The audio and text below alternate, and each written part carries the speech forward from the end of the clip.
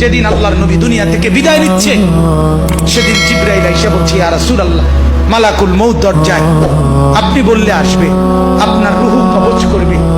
আল্লাহর নবী বলেন, আল্লাহকে জিজ্ঞেস করো জিবরাইল, আমি যদি আমার আল্লাহর কাছে যাই, আমার উম্মতের সাথে আমার আল্লাহ কি আচরণ করবে, ওটা বলো, তারপরে আমি যাব। জিবরাইল গেলেন, আল্লাহর নবীকে আয়েশা শুনাইলেন, ও নবী, আল্লাহ তাআলা জানাইছেন আপনার অবর্তমানে আপনার উম্মত যখনই মাফ চাইবে, আল্লাহ তাআলা আযাব দিবে না, সাথে সাথে মাফ করে দিবে। আপনি যেমন মাফ চাইছেন তখন যেমন মাফ করছে, আপনার অবর্তমানে আপনার উম্মত নিজে নিজে মাফ চাইলেও আমি আল্লাহ মাফ করি। এতদিন তো কে মাফ চাইছে? নবী নিজে মাফ চাইছে। এখন তো আপনি না থাকলেও আমি ওয়াদা দিলাম, আপনার উম্মত যদি নিজে নিজেও মাফ চায়, আমি মাফ। নবী বললেন, তাহলে জিবরাইল মালাকুল মউতকে বলো আমার জান কবজ করতে। তাহলে সারাটা জীবন তিনি ভাবলেন উম্মতের কথা। আজ যখন তিনি দুনিয়া থেকে বিদায় নিচ্ছেন, তখনও ভাবছেন কার কথা? নবীজি সাল্লাল্লাহু আলাইহি ওয়াসাল্লাম যখন ইসরাফিল সিংহা ফু দিবে, দ্বিতীয় ফু, সবাইকে যখন হাসরের ময়দানে উঠানো হবে, তখন প্রথম উঠানো হবে আমাদের নবীকে। হাদিসে আছে, 4 ফেরেশতা জিবরাইল, মিকাইল, ইসরাফিল, আজরাইল আসবেন নবীজির রওজা মোবারকে। এসে সবার পক্ষ থেকে জিবরাইল ডাক দিবে, ইয়া রাসূলুল্লাহ, হাসরের ময়দানে যাওয়ার জন্য আপনি কবর থেকে ওঠেন।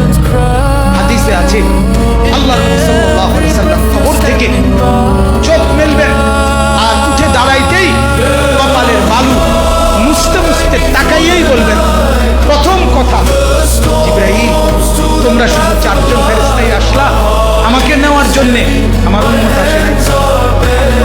আমার উম্মত কোথায়? আমার উম্মতের হালাত কি? আমার উম্মত কি আমার বর্তমানে জাহান্নামে চলে গেল নাকি?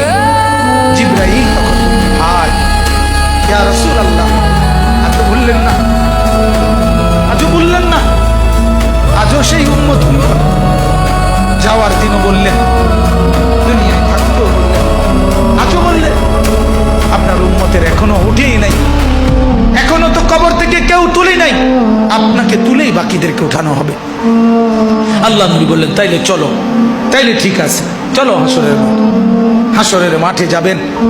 সমস্ত নবী আদম থেকে ঈসা এবং উনাদের উম্মত কিয়ামত পর্যন্ত, আমি সংক্ষেপে বলতেছি, সমস্ত নবীর উম্মত, নবীরা শুধু এক কথা বলবেন হাসরের ময়দানে, ইয়া রব্বি নাফসি নাফসি, ইয়া রব্বি নাফসি নাফসি, আয় আল্লাহ আমাকে বাঁচান, আমাকে বাঁচান।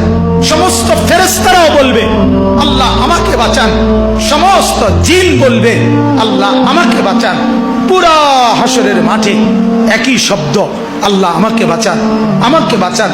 সবাই শুনবে, কে যেন একজন শুধু আছে, কোন এক জায়গা থেকে শোনা যাইতেছে, কে যেন একজন বলতেছে, ইয়া রব্বি উম্মতি উম্মতি, আয় আল্লাহ আমার উম্মতকে বাঁচান, আমার উম্মতকে বাঁচান। তিনি মুহাম্মদুর রাসূলুল্লাহ সাল্লাল্লাহু আলাইহি ওয়াসাল্লাম। নওজোয়ান, তোমাকে বলি, যিনি দুনিয়াতেও কাঁদলেন, যিনি কবরে যাওয়ার দিনও কাঁদলেন,